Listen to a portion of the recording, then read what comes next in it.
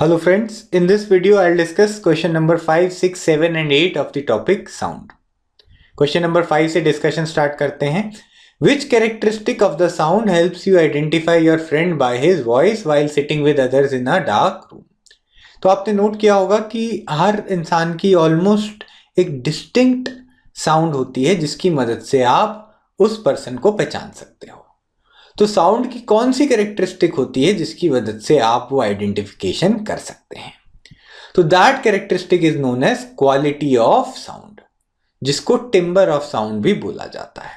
तो quality of sound is that property of sound which enables us to distinguish one sound from another having the same pitch and loudness.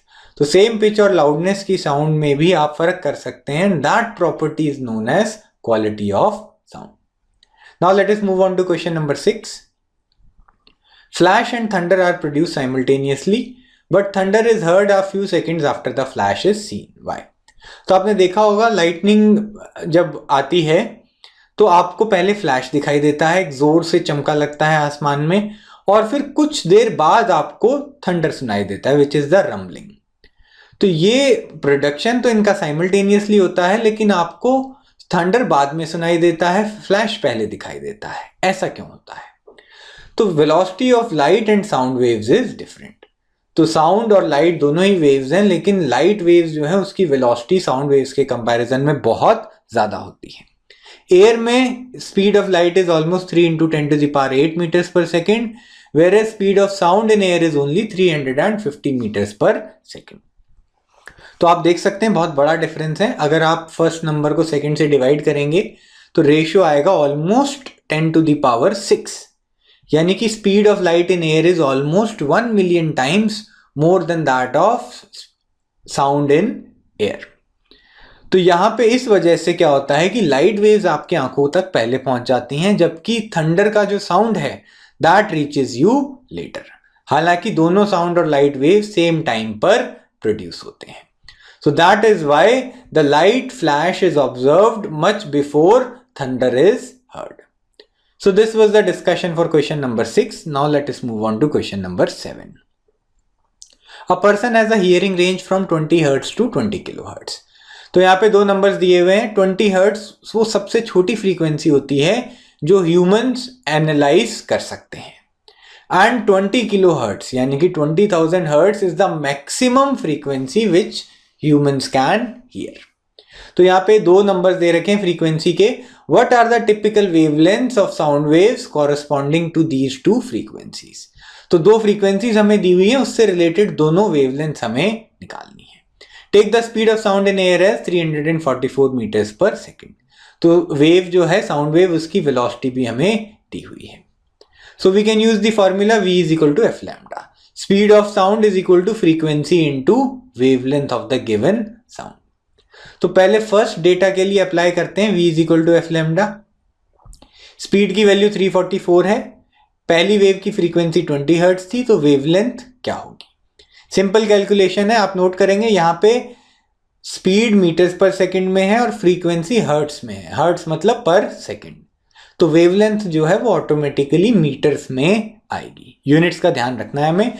तो the first wavelength is 344/20 which is equal to 17.2 metres. Calculation आप खुद करके देख सकते हैं. Similarly second data के लिए same formula apply करेंगे. V is equal to F lambda. ये अगेन V की वैल्यू 344 है, frequency this time is 20,000 hertz, and wavelength 2 हमें निकालनी है, जिसकी वैल्यू आप सॉल्व करके देख सकते हैं. It will come out as 0.0172 metres. ठीक है. तो जिस तरीके से फ्रीक्वेंसी की रेंज आपके पास थी, उसी तरीके से वेवलेंथ की रेंज भी आपके पास आ गई है. तो ह्यूमंस जो है वो 0.0172 मीटर से लेके 17.2 मीटर्स तक की वेवलेंथ की साउंड वेव्स को सुन सकते हैं. So this is the required answer. Now let us move on to question number 8.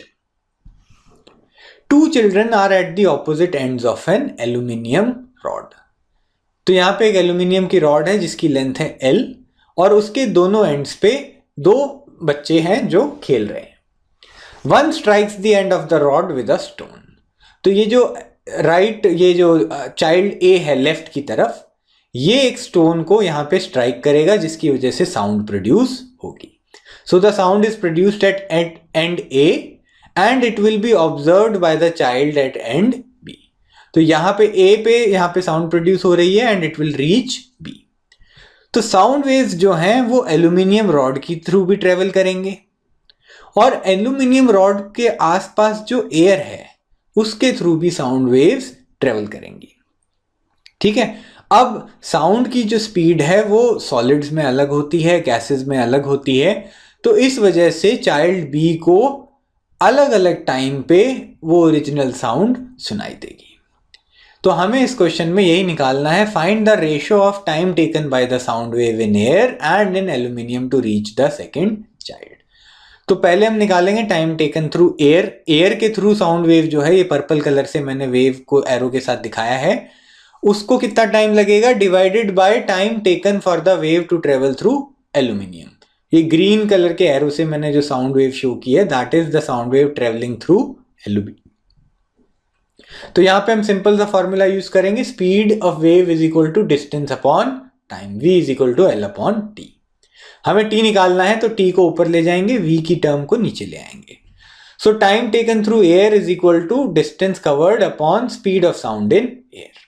ठीक है, टाइम हो जाएगा distance upon speed. Similarly time through aluminium में स्पीड थ्रू एल्यूमिनियम लेंगे. Time through aluminium is L upon speed of sound in aluminium.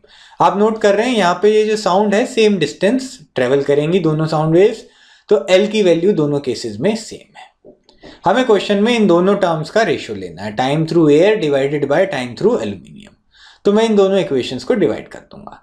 Left hand side को left hand side से divide करेंगे, right hand side को right hand side से divide करेंगे. अब आप देख सकते हैं कि ऊपर एल की वैल्यू नीचे एल की वैल्यू सेम है और डिनोमिनेटर में जो नीचे वाली टर्म है it will come on the top. ठीक है, बेसिक मैथमेटिकल ऑपरेशंस आपको आई होप आते हैं. तो यहां से हमारा आंसर आ जाएगा time through air divided by time through aluminium is equal to velocity of sound in aluminium upon velocity of sound in air.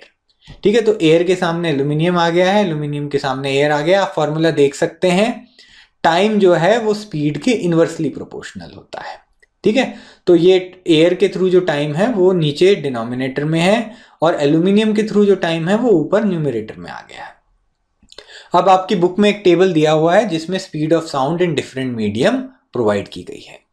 तो उस टेबल में से मैंने डेटा लिया है. Speed of sound in aluminium is 6420 metres per second. Speed of sound in air is 346 metres per second. इन दोनों numbers को डिवाइड कर देंगे, हमारा आंसर आ जाएगा 18.55. तो यहां पे आप देख सकते हैं time through air upon time through aluminium will be 18.55. Air में स्पीड ऑफ साउंड कम होती है तो एयर के थ्रू साउंड को मूव करने में ज्यादा टाइम लगेगा. कितना ज्यादा टाइम लगेगा एल्यूमिनियम के कंपैरिजन में? 18.55 टाइम्स ज्यादा टाइम लगेगा. So this is the required discussion. If you have found this video useful, do like it and share it with your friends. Please do not forget to subscribe to our channel. Thank you so much for watching.